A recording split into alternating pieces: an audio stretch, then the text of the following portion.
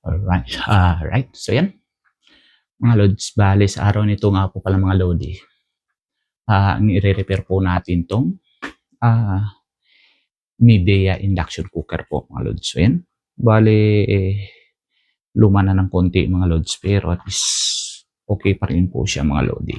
So bale mga lods, bago po natin i-repair papakita ko lang po sa inyo kung ano po ang problema po ng ating, induction cooker po mga lods. So yan, na-on na po natin mga lods.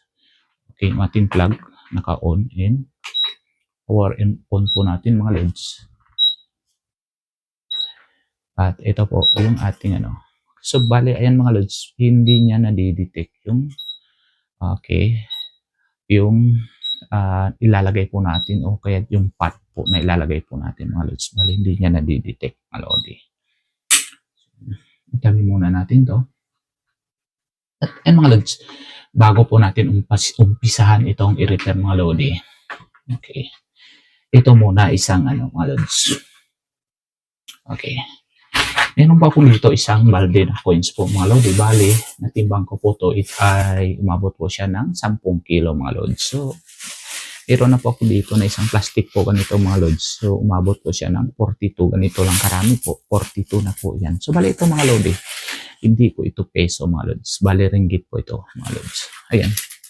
Pag ito po 50 cent, 50 cents. So, 1 ringgit na po ito mga lodi. And, at kung ipapalit po natin sa peso to, bali 11 or 12 peso na po ang ito lang po mga lodi.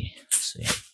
Ang gusto ko lang po mga lodi, pag sino po ang makashare ng 50 po sa isang araw po mga lods. Okay, 50 sa isang araw, bali 4 na tao po ang makakakuha nito po mga lodi. So bali ito mga lodi, higit kumulang po to ng 1,000 na po. Okay, hindi po 1,000 peso po ito mga lods. Bale, ringgit po ito 1,000. Mahigit kumulang po mga lods. So, kung 4 po kayo nakashare ng 50, tig 50-50 po kayo. So, bale, naka 200 po na tao. Pero siguraduhin nyo lang po mga lodi na yung na-share nyo po ay nag-subscribe po sila at nag-view po sa video ko po mga lods. At itong video po mga lods. At para po kayo makatanggap at kailangan po i-prove nyo na yung na-share nyo, na-view nila at nag-subscribe po sila mga lods. So, yan. Bale 10 kilo po. Grabing bigat mga lods. So, yan. Okay. Kung sa hindi po kayo, sino pong hindi mapalad po nakashare ng 50 po o kahit yung 50 niya na-share niya hindi po naka-view o kahit hindi naka-subscribe po. Okay. I-continue po natin sa bali, i-extend po natin sa ibang video na naman po. Bali, sa isang araw lang po ang dapat po. Sa isang araw lang makashare po sa 50 po. 50 person and yung 50 po ay dapat nakasubscribe at nag-view po mga lodi. Yan. So, bali, baba na po natin ito. Alright. So, yan mga lods. Bali, dahil itong induction i-on natin ulit mga lodi. Okay. Okay, power on. Okay, naka-on na po siya mga lods. Okay, bago po natin buksan mga lodi. Okay, so bali ayan mga lods, hindi po talaga siya nag-detect. Okay. Hindi niya na-detect mga lods. Ayan, so tatanggalin na po natin, bago po natin buksan, tanggalin po natin yung kanyang plug mga lods para lagi pong safety mga lodi. Mga lods. Alright. So, bali ito mga lodi, hindi na po natin i-check kung anong sira niya mga lods. So, mayroon na po tayong nakareserba na board niya mga lods. Okay. So, although ito, Bluetooth po yung kanyang isang capacitor mga lods. Okay. So, subukan na lang po natin gamitin yan mga lodi. Right. So, yan. Bali, hindi na po natin yan para hindi po haba ang video natin mga lodi. Okay. Ayoko po kasing gumawa ng mahabang video mga lods. So,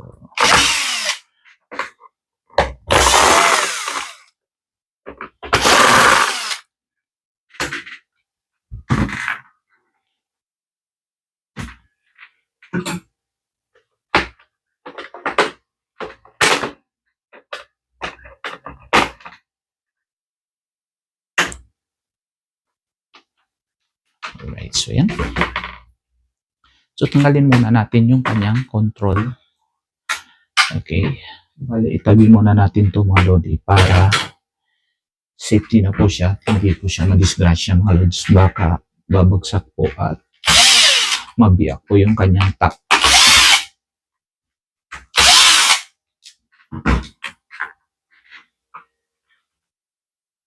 Alright, so, and bali ito yung kanyang sensor mga lodi. So, tanggalin mo natin yung sensor niya dito sa gitna po yan. Yung kanyang sensor mga lods. Ayan. Oops.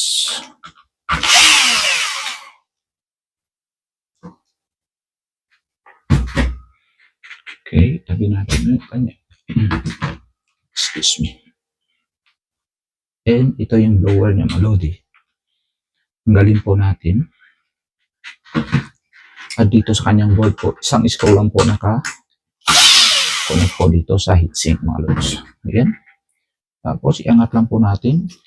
Ayan. So, yan na po. Ganyan lang po ang pagtanggal sa kanyang board. Yan na yan. Ito, may lock po ito.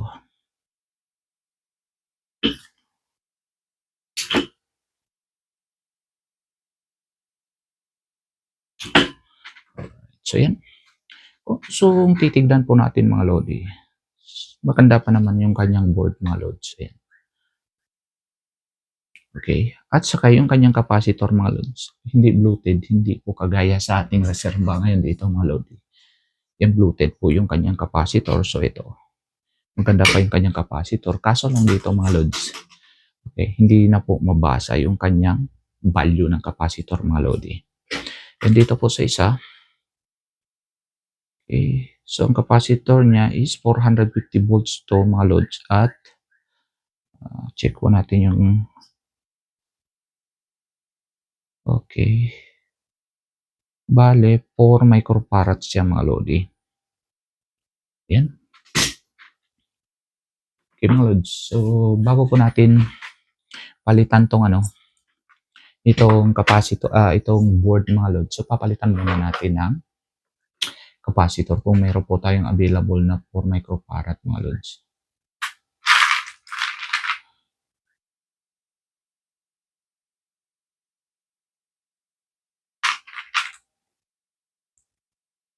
Okay, so 400 volts. Wala po tayo, 450 dapat mga lodi.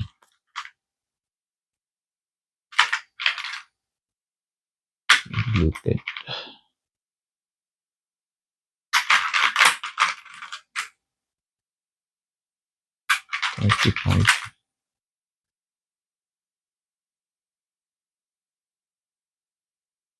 Alright. So, meron po tayo dito. Bale, 400 volt at 4.7 microfarad siya mga lods.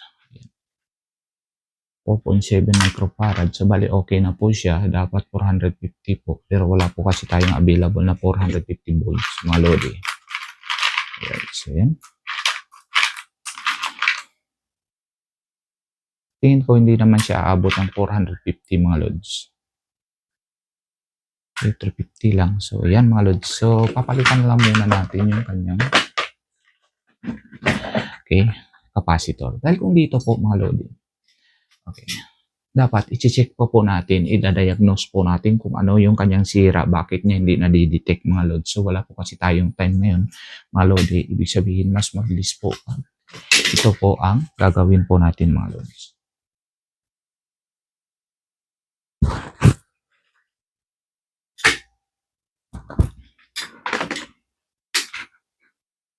Okay.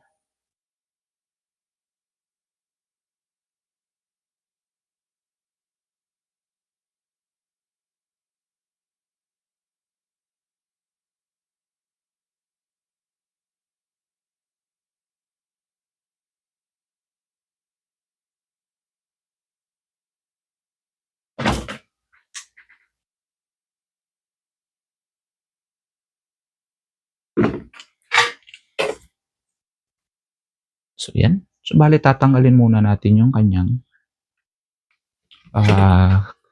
capacitor mga lods. Okay, tingin ko hindi naman haba yung ating video pag ito lang ang gagawin po natin mga lodi.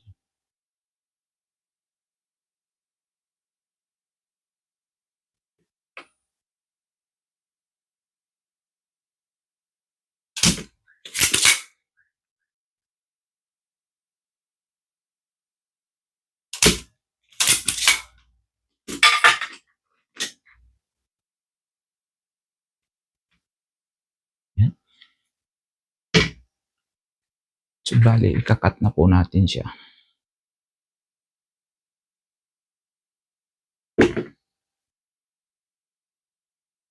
Alright. Dapat po, tignan po natin yung kanyang capacitor sign mga lods bago po natin ilagay para hindi po sasabog yung ating capacitor mga lodi.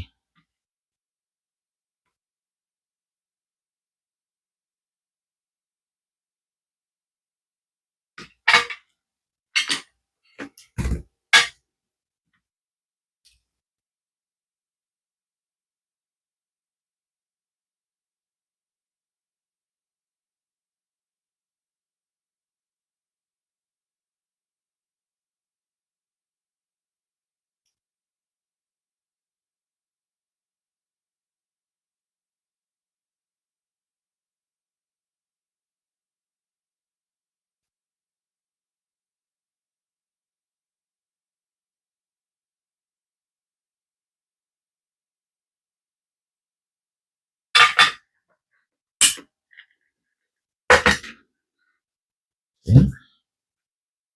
Bale, napalitan po natin yung kanyang capacitor mga lods. So, bale, medyo mahaba po yung capacitor niya mga lodi. So, yan. Higa na lang po natin ng konti. Okay. So, yan mga lods. Bale, ilagay na po natin yung kanyang board. So, yan. Connect po natin yung blower. Yan, ito yung kanyang incoming na wire po mga lodi. So, yan. Ilagay na po natin yung incoming wire. And sunod na ilagay po natin mga lodi yung ating heater mga lods.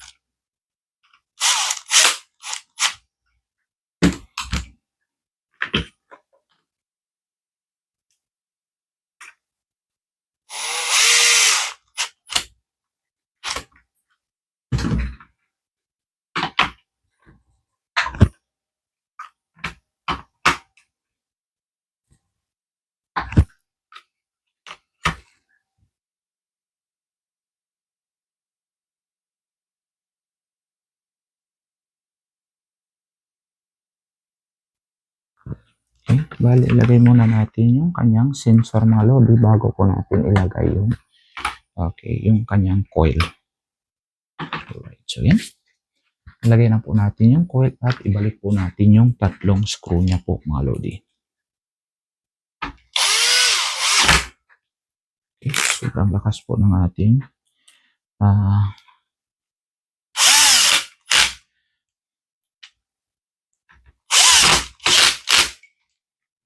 so yan. At ngayon, ilagay po natin yung kanyang control panel po mga lodi.